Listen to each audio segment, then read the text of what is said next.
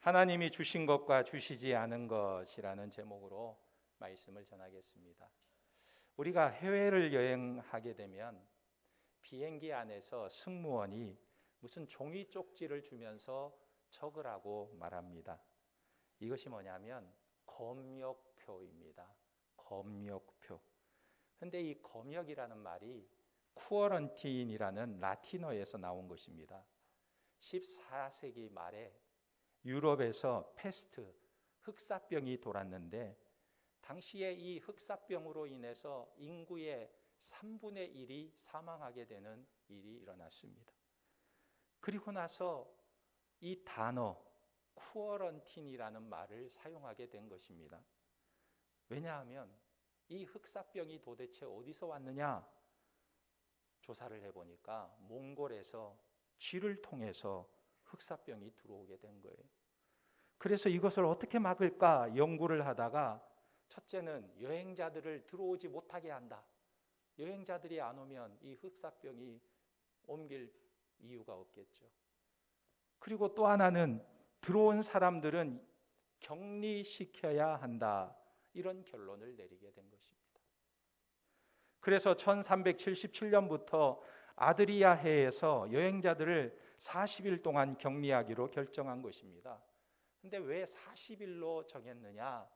40일로 정한 이유는 과학적인 근거는 없고 성경에 보면 40일이라는 숫자가 많이 나오기 때문에 40일로 정했다고 해요.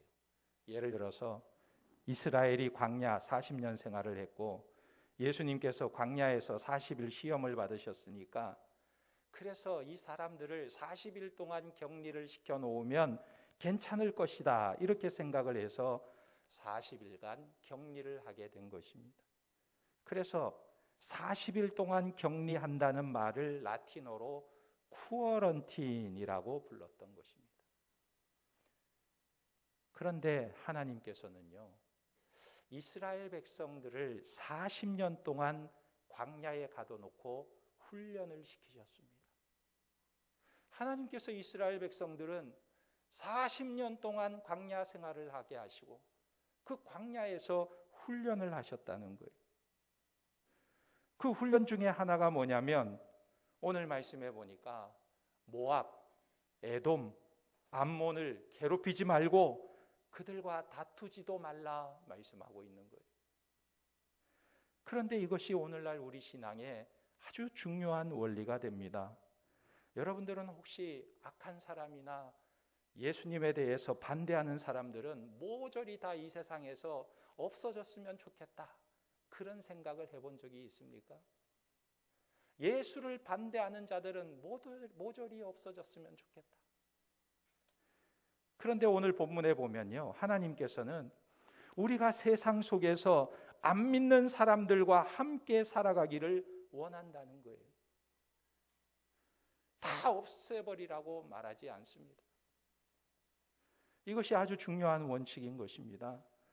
하나님은 믿는 사람만 존재 가치가 있다고 말씀하지 않습니다. 또 하나님은 자기 백성이 원하는 것은 뭐든지 하나님의 이름으로 다 행할 수 있다고 말하지도 않는 거예요. 내가 하나님의 백성이고 하나님이 나와 함께 하시기 때문에 내가 뭐든지 할 수 있다 이렇게 말씀하지도 않는 것입니다. 이 부분에 대해서 많은 그리스도인들이 오해하는 부분이 있습니다. 예를 들어 어떤 신자는요, 만나는 사람마다 붙잡고 당신은 마귀 귀신이 붙었으니 기도받아야 돼, 기도받아야 돼 그러면서 무조건 막 붙잡고 기도하는 거예요. 마귀야 떠나가라. 또 어떤 분은 예수 천당 불신 지옥, 이 글씨를 차에다가 그냥 크게 새겨가지고 다니면서 차선 하나를 물고 다니면서 보여주는 거예요. 예수 천당 불신 지옥. 그런데 출퇴근 시간 얼마나 바쁩니까? 그런데 이 차가 천천히 차를 몰고 그러고 가고 있으니 그 찻길에 그냥 차들이 막혀가지고 경적을 울리고 소리를 지르고 아주 짜증을 부리는 사람들이 많이 생기는 거예요. 그럴 때 이분은 이렇게 생각하는 겁니다. 하나님의 종은 세상에서 핍박을 받고 조롱을 받는 것이 당연하지. 그러나 여러분, 기독교 신앙은요, 세상 질서를 파괴하거나 초월하는 것이 아니에요.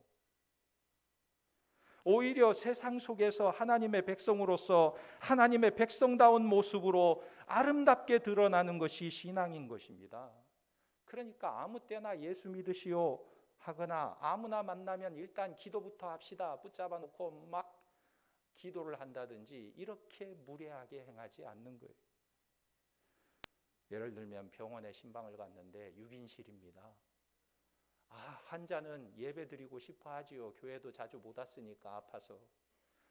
그런데 예배 드려야 한다고 그곳에서 막 크게 찬송을 부르고 예배를 드려야 할까요? 누가 감히 하나님께 예배 드리는데 반대할 수 있어? 다 기막고 있든지 알아서 있든지 우리는 예배 드린다 하나님께. 이렇게 할 수가 있는 것입니까? 이렇게 하면 믿음이 좋은 걸까요? 이것은 믿음이 아니라 아주 몰상식한 행동이 될 수 있는 거예요. 신방을 가서 찬송을 부를 장소가 아니라면 찬송은 생략하고 말씀 한 구절 보고 권면하고 기도하는 것이, 위로하는 것이 중요한 것입니다. 어떤 목사님이 교회에 처음 나온 사람들에게 기독교에 대해서 설명하면서 아주 힘있게 강조했습니다. 여러분, 기독교는 참 진리입니다. 이렇게 말하니까 처음 온 사람이 그 목사님의 이야기를 듣다가 자기를 데리고 온 사람에게 이렇게 말하는 거예요. 저 목사님 참 이상하다. 참 이상하다. 뭐가? 아니, 교회 처음 나온 우리들에게 이상한 말씀 하잖아. 뭐가 이상한데? 그러니까 저 목사님이 자꾸만 교회는 참 진립니다. 진립니다. 이렇게 말하는 거. 교회가 질린다는 거예요. 목사님은 교회가 참 진리라고 이야기하고 있는데 이 처음 온 사람은 기독교는 진리는 것이다. 진리는 것이다. 뭐 이렇게 알아듣고 있는 거예요. 여러분, 기독교가 무엇입니까? 기독교는 사실 사람을 배려하고 상대방을 위해 절제하는 모습이 바로 기독교 그리스도인의 모습인 거예요. 이것이 오늘 말씀이 우리에게 보여주는 중요한 핵심이라는 거예요. 그래서 하나님은 5절 말씀에 뭐라고 말씀하고 있냐면 너희는 그들과 다투지 말라. 그들의 땅은 한 발자국도 너희에게 주지 아니하리니 그랬습니다. 우리는 생각하기를 우리를 반대하고 우리를 괴롭히는 저 모압은 없애고 에돔도 없애고 암몬도 없애면 우리가 편안하게 잘 먹고 잘 살게 될 것이라고 생각하지만 하나님은 그렇게 말씀하지 않는 겁니다. 너희가 저들을 방해하지 말라. 너희가 저들을 한 발자국도 침범하지 마라. 이렇게 말씀하시는 거예요. 그러면 하나님은 왜 그들을 내버려 두라고 말씀하고 있습니까? 왜 그렇게 내버려 두라고 말씀하고 있을까요? 그 이유가 있습니다. 중요한 것은요, 너희가 지금 어떤 상태와 어떤 모습이 되느냐가 더 중요한 것이지, 하나님의 백성으로서 너희가 그들보다 어떤 상태와 어떤 백성이 되느냐가 더 중요한 것이지 그들이 중요한 문제가 아니라는 거예요. 다시 말해서 가나안 땅에 들어가기 전에 거기서 살 사람으로 준비되는 것이 훨씬 더 중요하다는 거예요. 하나님 백성다운 모습으로 훈련되는 것이 훨씬 더 중요하다는 것입니다. 그래서 거기 에돔이 있느냐 없느냐, 모압이 있느냐 없느냐, 암몬이 있느냐 없느냐, 이것이 중요하다는 것이 아니에요. 문제가 있는 사람들은 다 없어져야 걱정할 것도 없고 싸울 것도 없고 그런 삶을 기대하는 것이 성도들의 모습이 아니라는 거예요. 세상에 문제가 싹 사라져야 편안하게 살 수 있는 것이 성도들의 모습이 아니라는 거예요. 먼저 우리가 하나님의 백성으로서 어떤 모습으로 훈련받느냐, 어떤 모습으로 세워지냐가 이게 더 우선된 모습이라고 말씀하고 있는 것입니다.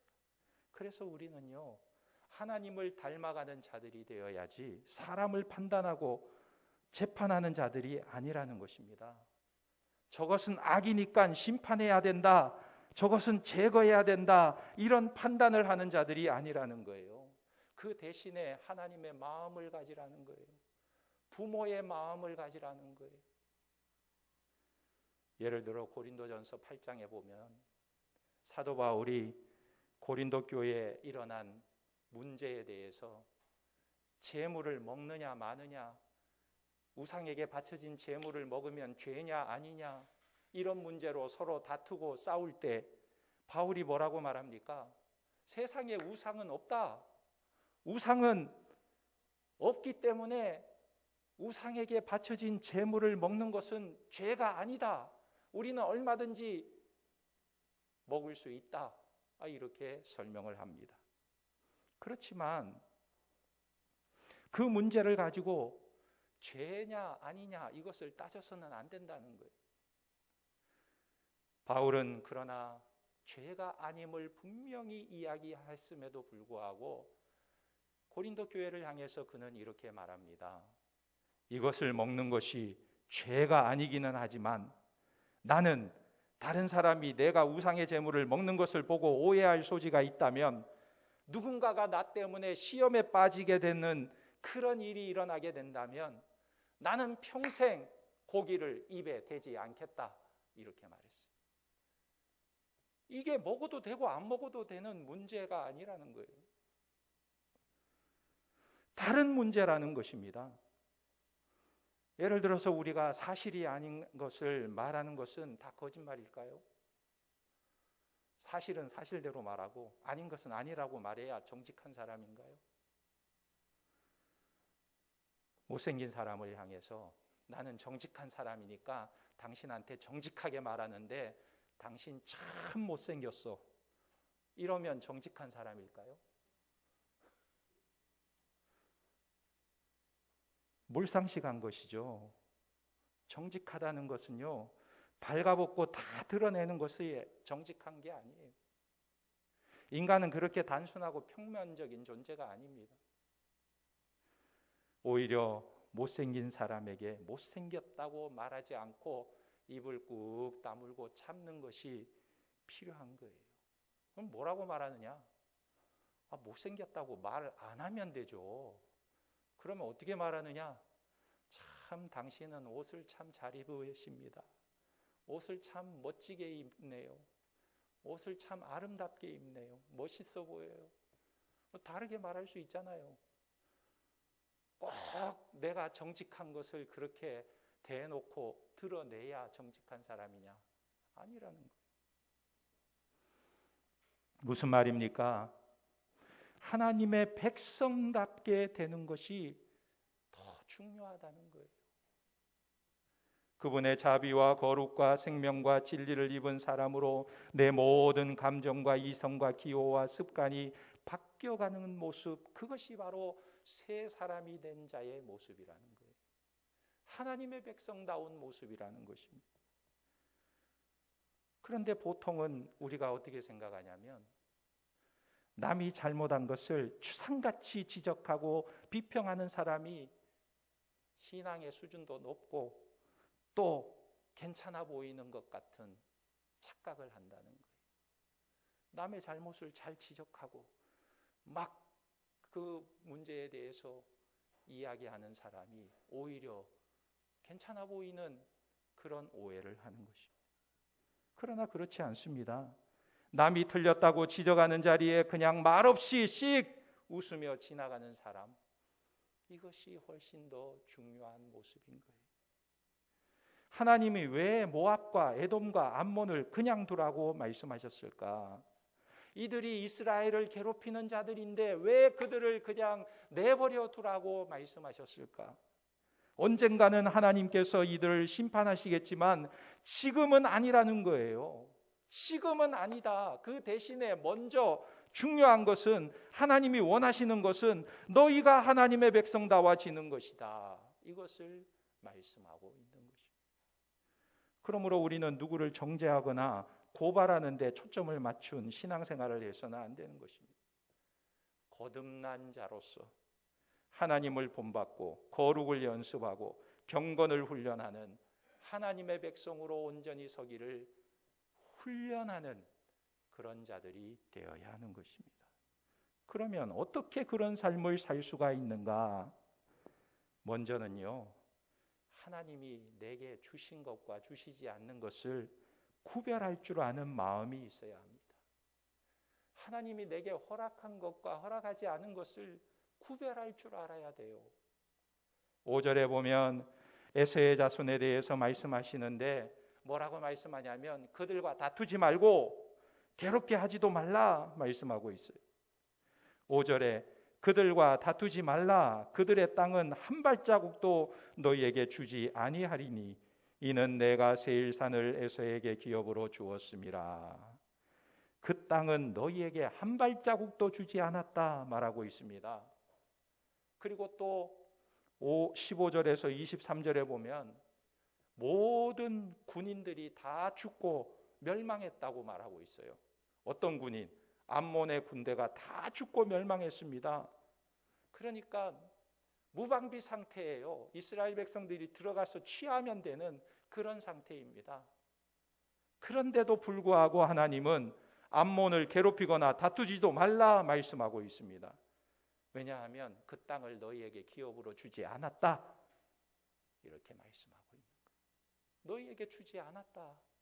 그러니까 그 땅이 무방비 상태로 있어도 너희는 그 땅에 들어가지 말라, 그 땅을 괴롭게 하지 말라, 그 땅과 다투지도 말라 말하고 있는 거예요. 그래서 오늘 말씀의 내용이 다 이런 말씀이 전부인 것입니다. 왜 하나님께서 오늘 말씀 속에 이런 내용을 강조하고 있는 것일까요? 왜 하나님께서 이런 말씀을 이스라엘 백성들에게 전하고 있을까? 오늘 4절에 보면 너는 또 백성에게 명령하여 이르기를 너희는 세일에 거주하는 너희 동족 에서의 자손이 사는 지역으로 지날진대 그들이 너희를 두려워하리니 너희는 스스로 깊이 삼가고 그랬어요. 너희 이스라엘아, 너희를 두려워하는 자들에 대해서도 너희는 삼가하라 말하고 있어요. 내가 힘이 있고 나를 두려워하는 대상에게 우리는 어떻게 대할 수 있을까요? 쉽게 대할 수 있어요. 함부로 대할 수 있어요. 무방비 상태로 있는 자에게 내가 힘이 있을 때 쉽게 대할 수 있는 거예요. 그런데 하나님께서 너희를 두려워하는 사람들에 대해서도 깊이 삼가라 말씀하는 것입니다. 약자를 깔보지 말라는 거예요. 또 6절에 보면 너희는 돈으로 그들에게서 양식을 사서 먹고 돈으로 그들에게서 물을 사서 마시라. 만약에 너희들이 그들에게 가서 먹을 것을 구하려고 한다면 약탈하거나 빼앗지 말고 힘으로 제압하지 말고 너희가 필요한 것이 있으면 정당하게 돈을 내서 그것을 구하라 말하고 있는 거예요. 돈으로 그들에게 양식을 사고 돈으로 그들에게 물을 사서 마시라, 정당한 값을 지불하라 말하고 있는 것입니다. 이게 무슨 말씀일까요? 하나님이 주시지 않은 것에 대해서 겸손하라는 것입니다. 왜냐하면 하나님께서 나의 지위나 소유나 자리는 하나님이 결정하시는 것이기 때문에 그 하나님 앞에 겸손하라는 거예요. 그러므로 우리는 하나님이 주시지 않은 것에 대해서 겸손하고 내가 가진 힘을 함부로 휘두르거나 사용하지 말아야 되는 거예요. 오히려 자비로움과 긍휼의 마음을 갖는 성도들이 되어야 할 줄 믿습니다. 왜요? 우리 하나님이 그런 하나님이시기 때문에 그렇습니다. 그리고 두 번째로 하나님은 이스라엘 백성들이 광야 40년 생활에도 불구하고 부족함이 없었다고 말씀하고 있어요. 이스라엘 백성들이 광야 40년을 방황하면서 살았는데 너희에게는 부족함이 없었다 말씀하고 있는 것입니다. 어떤 목사님이 식당에서 설거지를 하는 집사님을 예고 없이 깜짝 신방을 하게 된 거예요. 그래서 그 가게에 가서 이렇게 보니까 설거지를 하고 있는데 이 집사님이 설거지를 하면서 땀을 뻘뻘 흘리면서도 빵긋빵긋 웃으면서 설거지를 하고 있는 모습을 보았어요. 너무 기쁘고 반가워서 아니 저 집사님은 어떻게 저렇게 힘든 일을 하면서도 저렇게 웃으면서 할까? 그래서 집사님에게 가서 물었습니다. 집사님은 도대체 웃음을 잃지 않고 이 힘든 일을 하는 비결이 뭡니까? 그랬더니 이 집사님이 하는 말이 하나님이 저를 지지리로 가난하게 살게 하신 탓이지요. 이렇게 말하는 거예요. 그래서 깜짝 놀라서 아니 하나님이 그렇게 했다고요? 하나님 탓이라고요? 그러자 이 집사님이 하는 말이 제가요 이렇게 많은 일이 있는데 일손을 멈추지 않고 계속해서 빨리빨리 일을 하려면 안경이 지금 땀에 흘러내리지만 손으로 올릴 수 없어서 얼굴 근육을 사용해서 이렇게 올리니까 그렇지요 그러는 거예요.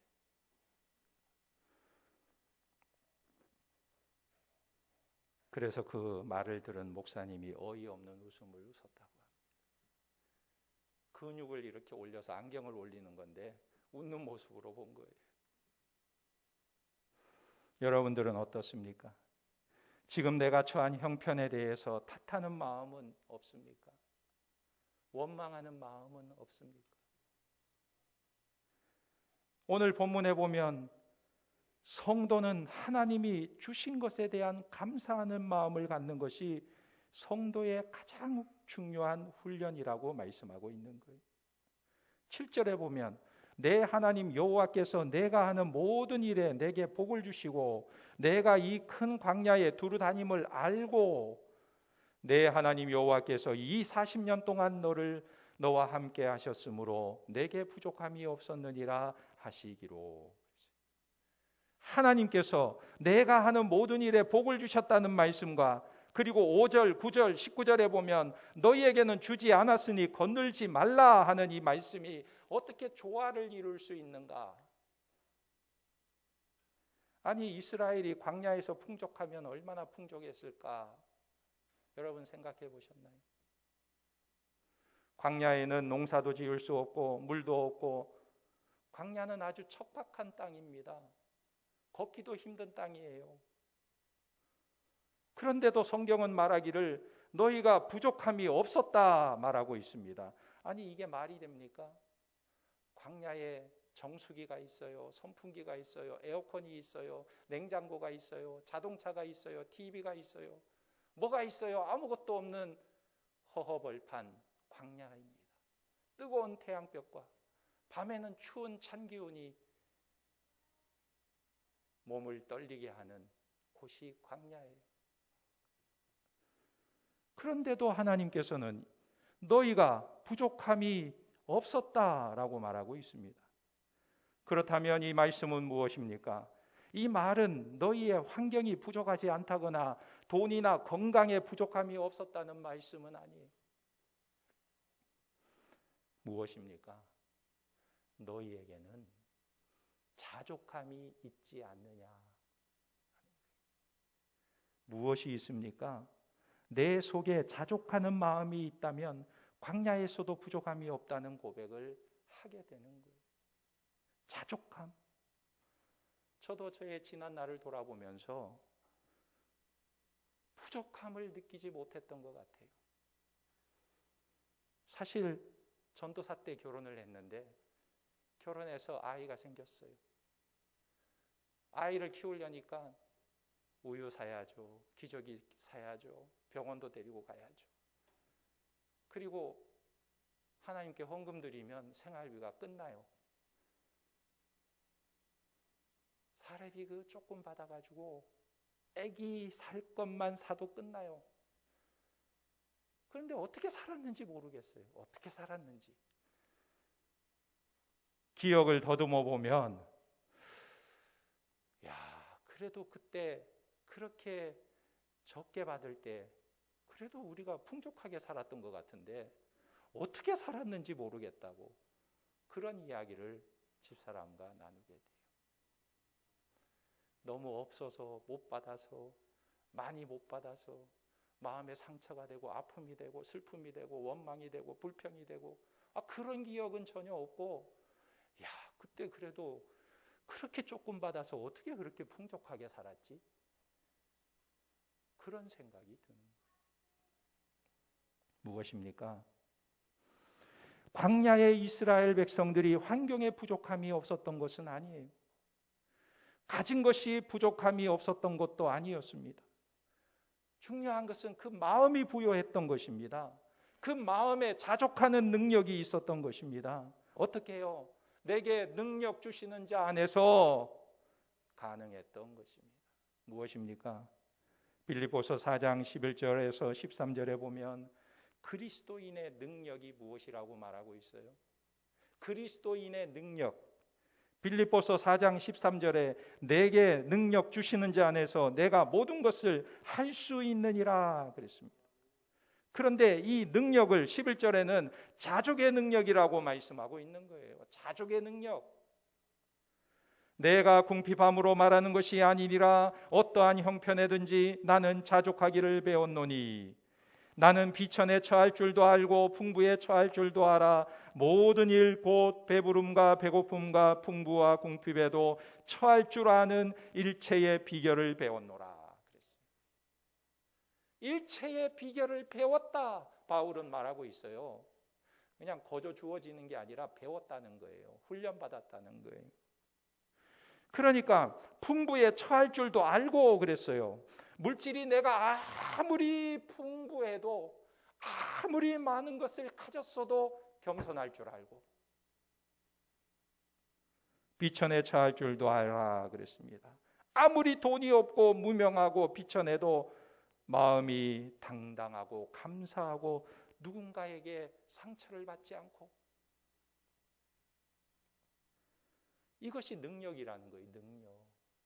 없어도 자존심 상하지 않고 상처 입지 않고 당당하고 비굴하지 않고 삐뚤어지지 않고, 이건 능력이라는 거예요. 이게 어디서 오냐고요?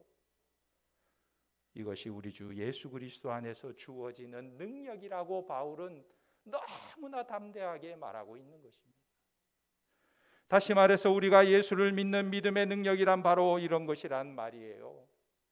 예수 믿는 사람들은 정말 그런 능력이 그 안에 있다는 것입니다. 오늘 이스라엘 백성들이 광야 삶에도 불구하고 부족함이 없었던 한 가지 이유가 무엇이냐면 하나님이 함께 하심으로 그 마음에 자족함이 있었던 것입니다. 하나님이 동행하시기에 만족함이 있었던 거예요. 그래서 누구보다도 밝고 긍정적으로 사랑하며 살아가게 되는 것입니다. 여러분, 우리가 구원받은 것이 단순히 내가 예수 믿고 구원받아 죽으면 이 다음에 천국 간다, 이게 구원이라고 생각하십니까? 구원의 결과이죠. 그러나 중요한 것은 구원은요, 하나님께서 나의 아버지가 되어 주심으로, 무한하신 하나님이 유한한 나의 아버지가 되어 주심으로 나의 한계가 하나님을 통해서 극복되는 것이 구원인 것입니다. 할렐루야. 나의 부족함과 나의 연약함과 나의 모든 한계가 하나님의 무한하심으로 극복되는 것이 구원받은 하나님의 백성들의 삶임을 믿으시기 바랍니다. 그래서 그 하나님 안에서 우리에게 자족함이 있고 그 하나님을 통하여 우리 안에 풍성함이 있기를 우리 주 예수님의 이름으로 축원합니다. 아멘. 기도하겠습니다. 이 시간 함께 기도할 때에 하나님, 우리가 하나님이 주신 것과 주시지 않은 것에 대해 지혜가 있게 하시고 무엇보다도 먼저 하나님의 백성다워지는 삶을 살게 하시고 하나님 안에서 감사하며 자족하는 능력을 갖게 하옵소서. 우리 주님 한번 부르고 간절히 기도합니다.